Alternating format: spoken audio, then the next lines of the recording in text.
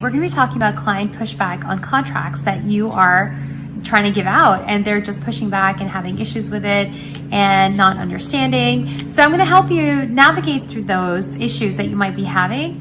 And so let's dive right in. So my first tip is that during your onboarding process, when you're actually making that first call with your client, when you're talking to them about what to expect and who you are and who they are and what services they need, then during that time, create an atmosphere of confidence, but also an atmosphere where they can trust you and of comfort, where they know that the information that you're sharing is coming from a place of interest for their needs, and also that you're creating that trust between yourselves. So that's so important.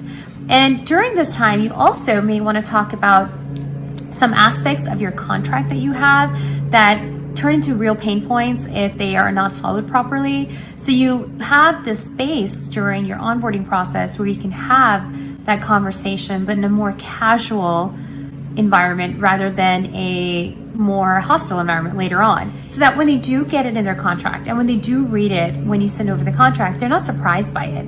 In fact, they understand why you even have those clauses in the contract. And that way it's going to be less pushback coming from them because they know that where you're coming from as well.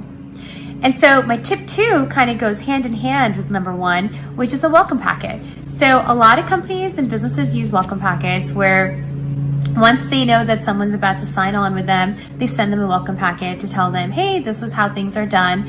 And so those welcome packets may or may not go before the contract is signed. And so you could also send an email kind of recapping the conversations that you had and also recapping certain expectations that you have in the business relationship that you're getting into, what your client should expect from you and what you should expect from your client. And, just kind of like just setting the tone of that relationship, but in a non-contractual way. And then number 3 is that when you do send them a contract, you should be able to walk through that contract with them. Because that contract is your business. That contract is part of your business. It is an integral part of your business. So you should be able to communicate that contract with your client effectively and to the point where you're not stuttering and to the point where you're also not confused about why a certain clause is there. So if they do ask you, hey, why is XYZ clause in your contract? You can explain it to them. And you can probably even say, remember when we talked about this during the onboarding time and these kind of things might happen? That's why I have this clause.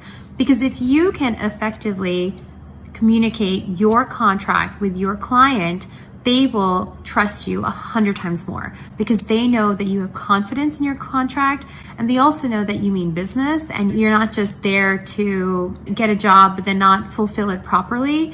And so they really, that trust, that confidence that they gain through just that walking through the contract process is so essential.